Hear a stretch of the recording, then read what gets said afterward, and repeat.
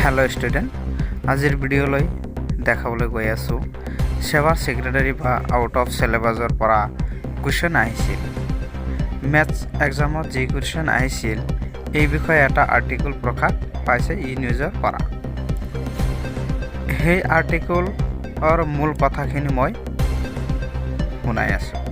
মূল কথাখিনি হৈছে গণিতত অতি মেধাৱী ৰূপে পৰিচিত পৰীক্ষাৰ্থীৰ বেছিভাগে 3 ঘণ্টা 90 নম্বৰতকৈ অধিক প্ৰশ্নৰ উত্তৰ কৰাত ব্যৰ্থ হ'ল, যিয়ে সৃষ্টি কৰে হাহাকাৰ পৰিস্থিতিৰ। লক্ষণীয়ভাৱে পৰীক্ষা অনুষ্ঠিত হৈ যোৱাৰ পৰৱৰ্তী পৰ্যায়ত চৰ্চা হোৱা অনুসৰি গণিতৰ পাঠ্যপুথিৰ পুনৰাচলনা অধ্যয়নৰ 3য় খণ্ড পৰিমণিত পাঠ্যক্ৰমত নাছিল, যদিও পৰীক্ষাত সেই পাঠ্যৰ পৰা প্ৰশ্নকাকতৰ 12 আৰু 21 নম্বৰ প্ৰশ্নৰ দুটা সন্নিৱিষ্ট হয়।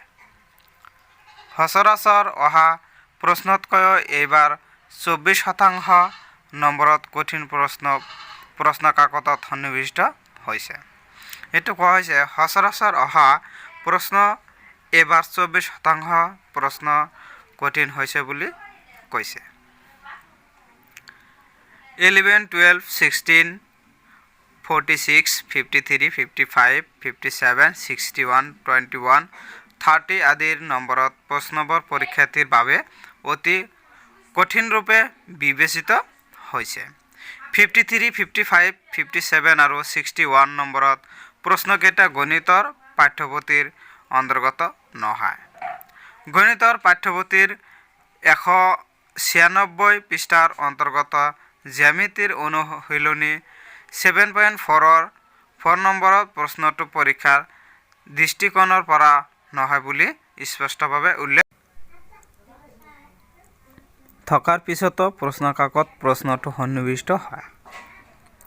একাংশ শিক্ষক গণিতৰ বিশেষজ্ঞৰ মতে বস্তুনিষ্ঠ হিচাপে সন্নিৱিষ্ট হোৱা 45টা প্ৰশ্নৰ 30টাতে দীঘলীয়া সমাধানৰ প্ৰয়োজন হয়। তদুপৰি 12 আৰু 16 নম্বৰ প্ৰশ্ন দুটা দশম শ্ৰেণীৰ শিক্ষাৰ্থীৰ বাবে নহয়। বিষয়নিষ্ঠ প্ৰশ্নসমূহৰ ভালকেইটাৰ প্ৰশ্ন কেৱল পাঠ্যপুথিৰ বাহিৰেও নহয়। মহাবিদ্যালয়ৰ পৰ্যায়হে একাংশৰ মতে প্ৰশ্নকাকতত এনে প্ৰশ্ন সন্নিৱিষ্ট হৈছে যি প্ৰশ্ন অসামৰিক। সেৱাৰ প্ৰতিযোগিতামূলক পৰীক্ষাত CSAT ততে সন্নিৱিষ্ট হয়। যদি আউট অফ চিলেবাছ কুৱেশ্যন আহিছে, আমাৰ সেইখিনি ভেৰিফাই কৰি আছে আৰু এই দিশত এটা বৰ্ডে এটা বিহিত ব্যৱস্থা এটা হাতত ল'ব। কাৰণ যদি ছাত্ৰ ছাত্ৰীসকলে প্ৰশ্নটোৰ উত্তৰ কৰিবই পৰা নাই কোনো ছাত্ৰ ছাত্ৰীয়ে, তেনেহ'লে আমি গম পাম যে এইটো নিশ্চয় তাত চিলেবাছত নাছিল। গতিকে এই কথাখিনি একচুৱেলি ইভেলুৱেশ্যন প্ৰক্ৰিয়াত আমাৰ প্ৰয়োজন হ'ব আৰু সেই ব্যৱস্থাটো বৰ্ডে যি ব্যৱস্থা ল'ব লাগে একদম শুদ্ধ ব্যৱস্থা এটা চিলেবাছটোৰ ক্ষেত্ৰত ব্যৱস্থা ল'বই মই ক'লোঁ। কাৰণ এইটো আউট অফ চিলেবাছ প্ৰশ্ন এটা যদি আহিছে তেনেহ'লে তাক এটা পজিটিভ দিশেৰে আমি এটা কথাটো চিন্তা কৰিব লাগিব। আউট অফ চিলেবাছৰ যিটো কথা হৈছে সেইটো আমাৰ ভেৰিফাই কৰি আছে, সেইটো এটা শুদ্ধ সিদ্ধান্ত এটা বৰ্ডে। এছেছমেণ্ট জেনেৰেলি আমাৰ 4-5 দিনৰ পিছত আমাৰ আৰম্ভ হয়, কাৰণ সেইবিলাক বিভিন্ন জোনত যায়, গতিকে তাৰ আগতেই সিদ্ধান্ত